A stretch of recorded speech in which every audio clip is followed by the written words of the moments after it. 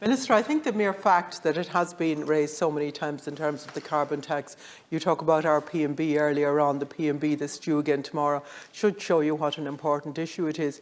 And the idea of this tax was that it would change behaviours, and we told you at the time that it wouldn't do that because we didn't have the alternatives. And then we've seen the increase in the prices. And I know you might say it's only small, Minister, but you don't need it. You don't need it at this particular time. You know we've overshot the runway in terms of VAT, of income tax, of corporation tax, of all that. And people are looking to you. The message that you're giving out to people is we're going to pile more hardship on top of you. And that is just not fair. And that is why people have such a backlash to this government. And I think you really need to listen.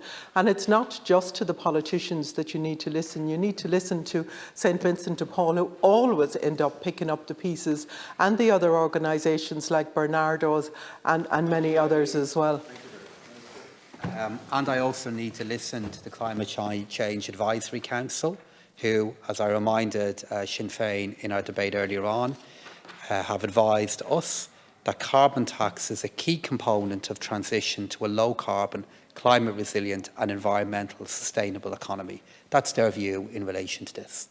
And of course I accept that the change that is happening, and I was at pains to acknowledge earlier on that even the change that is coming up in May, while in the total cost of energy overall is 2 cents per litre, that for many that is a loss. I acknowledge that.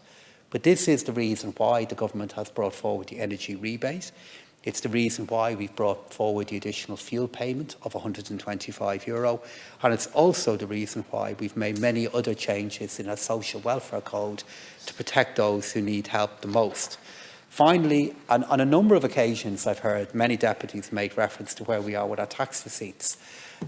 We did have a strong November and December and January, but much of that is fuelled by a high level of savings going into consumption within our economy. That will come to an end.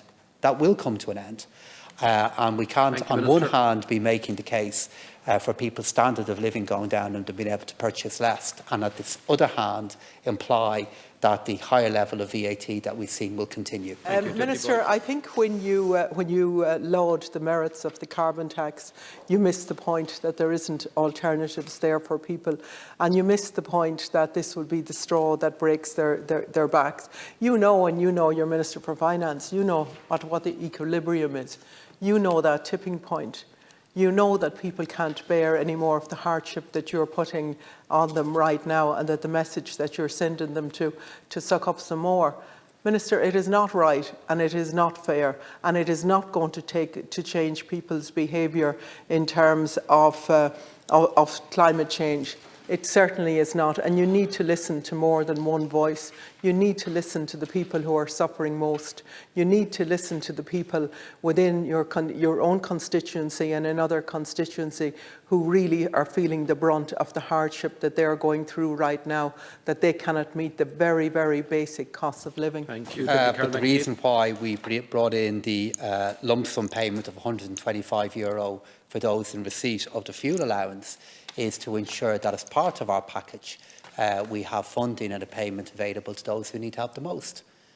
So what we had here is a package which in its breadth and indeed in its cost of €500 million was looking to respond back to the challenges which we accept that many are facing now due to the rising cost of living. And I mean, you know, Deputy Boyd Barrett, you quoted the figure in relation to the higher rate of VAT, or the figure in relation to VAT. You know, we have a package that overall cost in excess of €500 million. We have a package that, between it and on budget day, and the announcements that were contained there, means that if you're a single person in receipt of the old age pension, you will receive additional support from the state of between €600 and €800 per year for this year. I mean, that will help. We accept that for many they want more and need more, but it is a set of measures that we believe will make a difference to those who need the help the most. Thank you very much.